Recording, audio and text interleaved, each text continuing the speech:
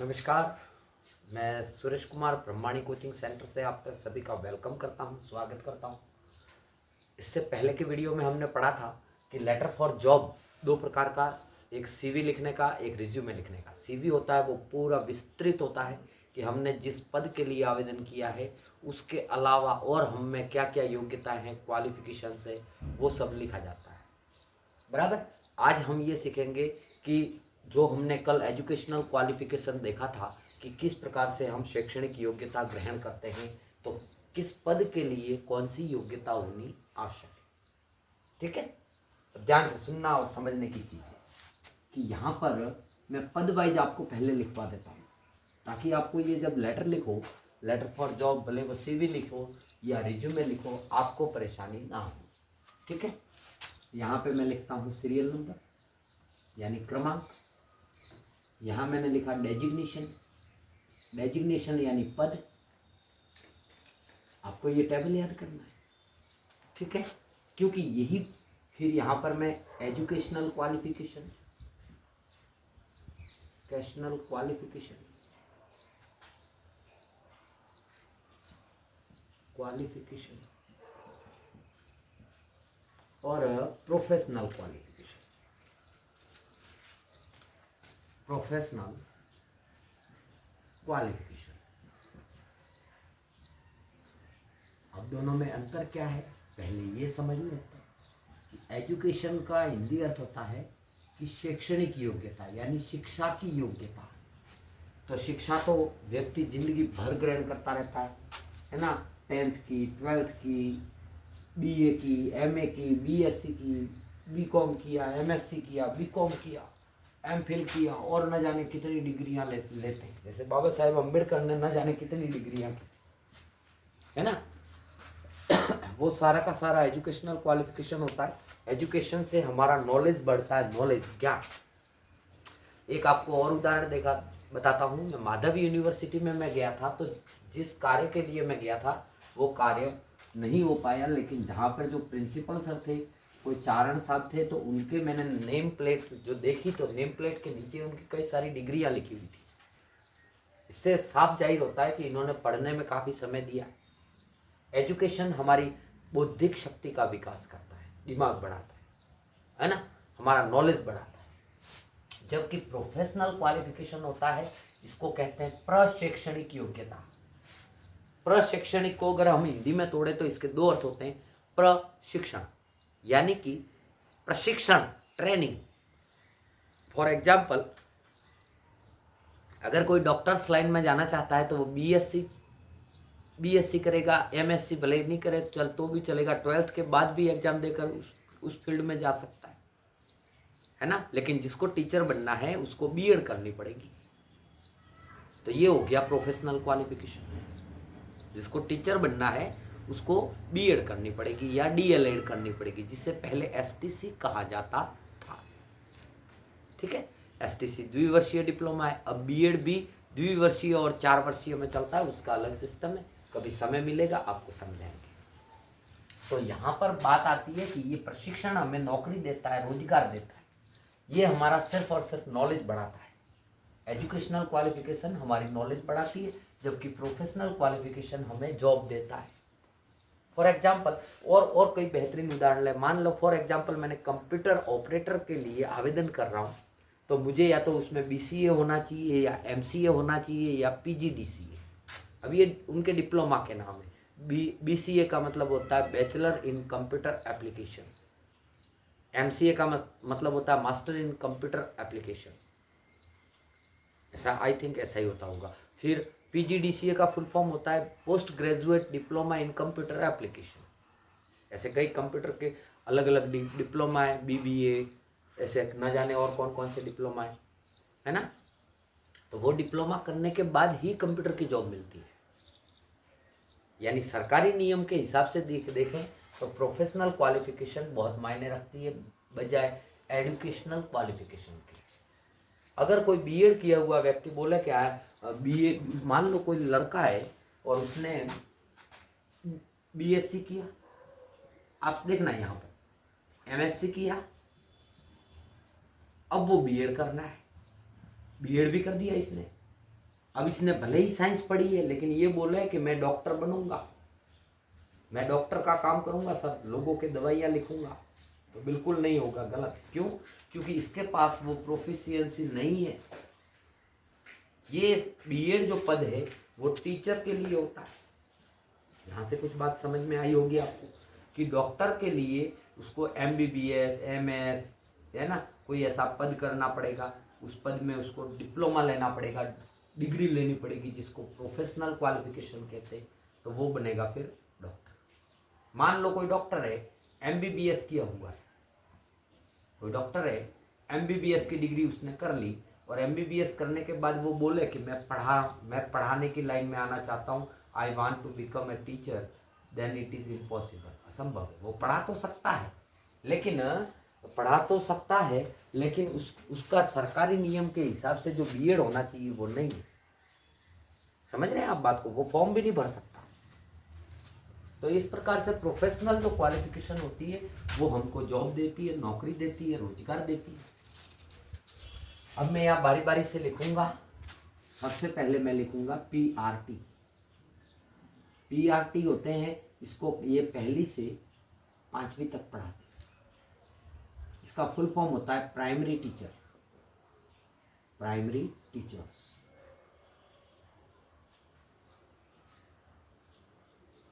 ठीक है। इसके लिए पीआरटी के लिए 10th, 12th और बीए होना जरूरी है। ऐसे तो 12th के बाद भी, और इसके लिए डीएलएड होना चाहिए। कौन सी? डीएलएड। इसका फुल फॉर्म होता है डिप्लोमा इन एलिमेंट्री एजुकेशन। ये 2 वर्ष का होता है, और आप जानते ही हैं कि बीए 3 वर्ष का होता है। ये मैंने कल के वीडियो में बताया था। फिर अगर बात करें तो सेकंड ग्रेड टीचर,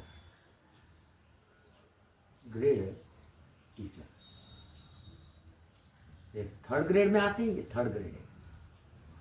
तो सेकंड ग्रेड टीचर होते हैं, उसके लिए 12th होना चाहिए, 10th होना चाहिए, 12th होना चाहिए, 10th पास करने के बाद 12th। अभी ये इसकी जगह बीएससी भी हो सकता है, बीकॉम भी हो सकता है, तो यहाँ पे भी बीए या बीएससी हो सकता है या बीकॉम हो सकता है। जिस पद में जो होगा इसके बारे में मैंने आपको कल स्पष्ट रूप से बताया था कि जो साइंस लेंगे वो बीएससी करेंगे, जो आर्ट्स लेंगे वो बीए करेंगे, और इसके लिए इनको बीएड करना पड़ेगा। ये भी 2 वर्ष का डिप्लोमा होता है, 2 इयर्स का। फिर नंबर 3rd पर फर्स्ट ग्रेड लेक्चरर, जिसको कहते हैं लेक्चरर इन, और फिर कौन से विषय के हैं, उस विषय से संबंधित। तो याद रखना, इसके लिए 12th, बीए के बाद एमए होना चाहिए, और अगर साइंस का होगा तो बीएससी या फिर एमएससी। एमएससी और एमए एक ही सब्जेक्ट में होता है। अगर कॉमर्स का होगा तो बीकॉम या मास्टर ऑफ कॉमर्स, एमकॉम, है ना। और इसके लिए भी इनको बीएड करना पड़ेगा। बैचलर ऑफ एजुकेशन कहते हैं, ये 2 इयर्स का होता है। फिर नंबर 4th पर हम बात करें तो ये तो हमारे टीचर्स के पद हो गए। अब बात करें स्टेनोग्राफर की, जो टंकण सहायक होता है, या कंप्यूटर ऑपरेटर की। ये सारों के लिए एक ही मैं आपको लिखवा देता हूँ, ऑपरेटर, है ना। एलडीसी, इसका फुल फॉर्म होता है lower divisional clerk, divisional clerk. और एक होता है यूडीसी, अपर डिविजनल क्लर्क। यानी कि कंप्यूटर के या कनिष्ठ लिपिक का कार्य आ जाता है, तो आपको यहाँ पर 10th, 12th, बीए, कई सारे बीएससी करके भी करते हैं, और इसके लिए पीजीडीसी है, या फिर MCA master in computer application, या फिर BCA, अलग अलग जो क्वालिफिकेशन होगी, जो लागू होगी, वो भरी जाएगी। ये अच्छा मैंने आपको क्यों बताया, क्योंकि जिस पद के संबंधित लिखने का आएगा तब हमें ये भरना पड़ेगा। उसके जो नीचे जो लेटर फॉर जॉब का जो मेन पार्ट है ना, उसके अंदर ये सब भरना पड़ता है ना। दूसरी बात इसमें एक सोचने की बात है कि आप क्लास 12th में पढ़ते हैं, और अगर आप 12th में पढ़कर आप डेट ऑफ बर्थ आपकी लिख देंगे तो ये लेटर गलत हो जाता है। क्यों गलत हो गया? क्योंकि आपकी एज के हिसाब से अगर निकालें तो 12 में 5 17-18 साल के हो आप, और 17-18 साल का व्यक्ति BEd वगैरह नहीं कर सकता। ये भी देखो, MSc नहीं कर सकता, BSc नहीं कर सकता। आप तो 12th में पढ़ रहे हो, उसके बाद फिर 5 साल का एक्सपीरियंस मांग लेता है, 3 साल का, तो यानी लगभग ये 35-36 के आसपास की एज वाले ही कर पाते हैं। तो ये हमें हेल्पफुल होगा आज का और कल का पढ़ाया हुआ वीडियो। एक बार आप इसका स्क्रीनशॉट ले लीजिए, मैं हट जाता हूँ, फिर हम आगे बढ़ते हैं।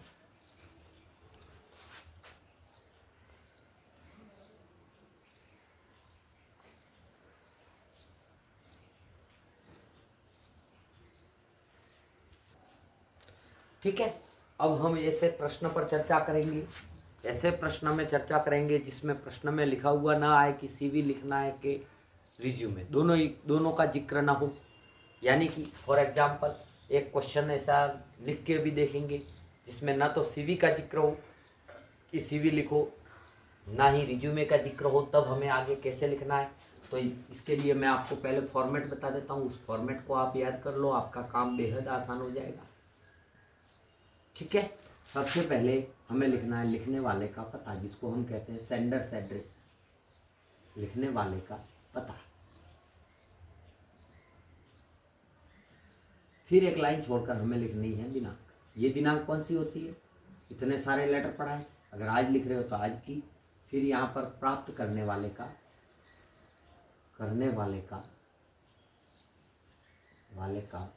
पता, यानी जिसको अपन लिख रहे हैं उसका एड्रेस।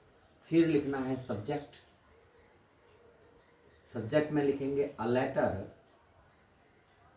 लेटर फॉर द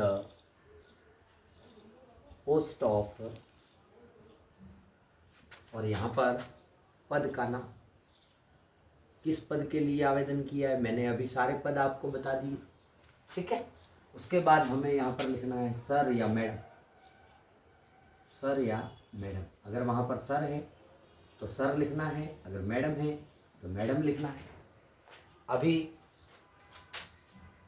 18, 19, 20 तारीख को मैं भी डॉक्यूमेंट्स जमा कराने जा रहा हूँ आर्मी पब्लिक स्कूल शाहीबाग में, APS कैंट के अंदर।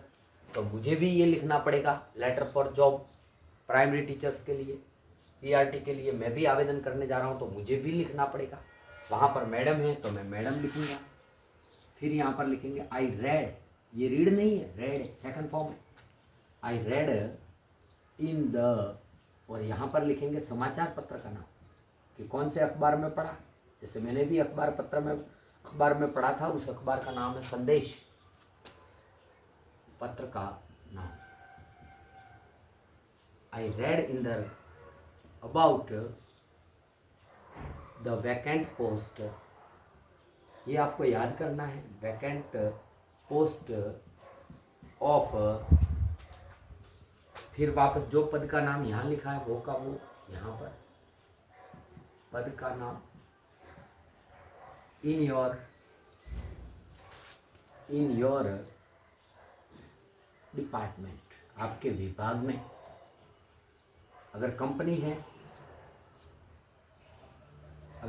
है तो आपको लिखना है कंपनी, अथवा करके कंपनी, क्योंकि कभी कभी कंपनी के लेटर लिखे जाते हैं। अब इसका हिंदी अर्थ हुआ कि आई रेड, मैंने पढ़ा इन द, मान लो राजस्थान पत्रिका लिखा तो I read in the Rajasthan Patrika, मैंने राजस्थान पत्रिका में पढ़ा about the vacant post of lecturer in physics या लेक्चरर इन इंग्लिश, कि मैंने अंग्रेजी के व्याख्याता के रिक्त पद के, वैकेंट मतलब खाली या रिक्त, इन योर डिपार्टमेंट, आपके विभाग में खाली पद के बारे में पढ़ा कि आपके विभाग में एक पद खाली है। ठीक है, for that I am applying applying for the post, जिस हेतु मैं इस पद के लिए आवेदन कर रहा हूँ। आई होप दैट, मैं उम्मीद करता हूँ। आई होप दैट, मैं उम्मीद करता हूँ कि यू विल गिव, आप मुझे देंगे, मी अ चांस, मुझे एक मौका देंगे, you will give me a chance to serve you, आप मुझे सेवा का, आपकी सेवा का मौका देंगे, है ना। फिर लिखेंगे माय रिज्यूम या फिर my biodata, biodata is as under, is as under, as under का मतलब होता है निम्न प्रकार है। अब बायोडाटा मैंने आपको पहले ही बोला कि मैं ऐसे पद के लिए लिखवा रहा हूँ जिसमें जिक्र ना हो सीवी का या रिज्यूमे का, दोनों का जिक्र ना हो तो आप बायोडाटा लिख सकते हैं, ठीक है। तो मैं उसी पद के बारे में लिखवाने की कोशिश कर रहा हूँ। फिर एक लाइन छोड़कर आपको लिखना है थैंक यू, फिर एक लाइन छोड़कर लिखना है योर्स, आपका, और यहाँ पर आपका नाम। अब ये बहुत सारे बच्चे सोचते हैं कि ये लेटर हो गया यहाँ ख़त्म। देखो अभी मैं भी भूल गया था, मैंने लाइन खींच दी, लेकिन लेटर यहीं से शुरू होता है।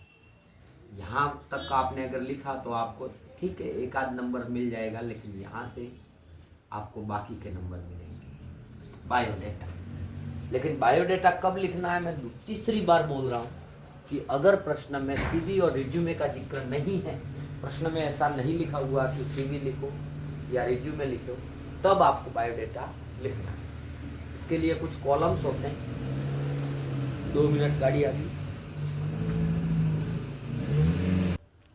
तो इसके कुछ कॉलम्स होते हैं, अगर कॉलम के आधार पर लिखेंगे तो आपको और अच्छे नंबर मिलेंगे, ठीक है ना। जैसे कि सबसे पहला कॉलम आप बनाएंगे नेम, और यहाँ पर आप अपना नाम लिख देंगे कैपिटल लेटर में। फिर यहाँ पर लिखेंगे फादर्स नेम, पिताजी का नाम, फादर्स नेम, और आप अपना अपना पिताजी का नाम मिस्टर लगाकर लिख देंगे यहाँ पर, मिस्टर लगाकर, ठीक है, वो भी कैपिटल में। फिर आपकी date of birth, date of birth, जन्म तारीख क्या है आपकी नहीं लिखनी है, आपको साल बढ़ाकर लिखने, गिन कर लिखने, आपकी लिखेंगे तो गलत हो जाएगा। हाँ हम तो लिख सकते हैं क्योंकि हमारी एज ही इतनी होगी 39 40 समथिंग, बट आपकी एज 18 19 है तो नहीं लिख सकते। उसके बाद आप लिखेंगे ईमेल, यानी आपकी ईमेल आईडी है तो वो लिखना है कौन सी है। फिर आप लिखेंगे एजुकेशनल क्वालिफिकेशन, एजुकेशनल, अच्छा कई बार तो ऐसे भी लिखते हैं मैरिजुअल स्टेटस, मैरिजुअल स्टेटस, इसको मार्शल स्टेटस भी लिखते हैं कभी कभी, यानी विवाहित है या अविवाहित है उसका जिक्र भी किया जाता है। फिर आप लिखेंगे एजुकेशनल क्वालिफिकेशन, यानी कि वो क्वालिफिकेशन जो अभी मैंने आपको लिखवाई थी किस पद के लिए आवेदन है उससे संबंधित। तो इसके लिए आप बेहतर होगा कि ऐसे कॉलम बना दें। कॉलम बनाने से क्या होता है, इसका प्रभावशीलता बढ़ जाती है, एग्जामिनर जल्दी समझ जाता है, आपको नंबर अच्छे देगा। अभी मैं बताता हूँ किस प्रकार से लिखा जाए। सबसे पहले आपको यहाँ लिखना है क्लास, यहाँ पर लिखेंगे बोर्ड या यूनिवर्सिटी, यानी कि ये कक्षा कौन से बोर्ड से या कौन सी यूनिवर्सिटी से आपने पास की है।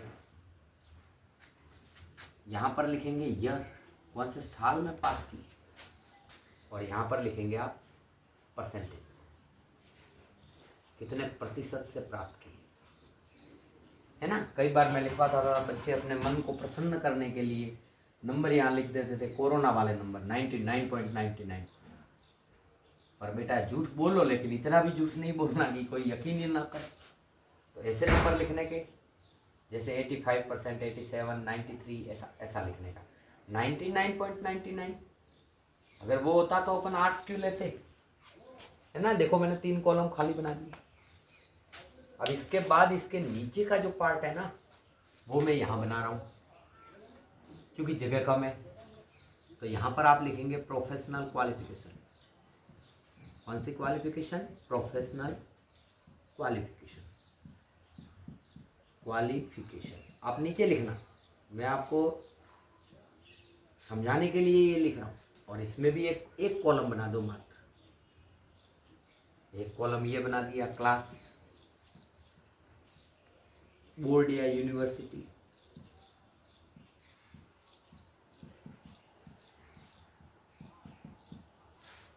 यहाँ पे ईयर, कौन से साल में पास किया, और यहाँ पर परसेंटेज, कितने प्रतिशत है।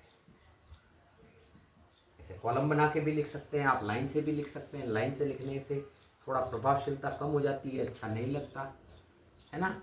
और उसके बाद में आप एक कॉलम लिखेंगे एक्सपीरियंस, कितने साल का अनुभव है, क्योंकि अनुभव वालों को ज़्यादा प्राथमिकता देते हैं। तो आप यहाँ पर एक लाइन लिखेंगे हैविंग, और यहाँ पर अंक लगाएंगे 1 2 3, जितने साल का अनुभव मांगा है।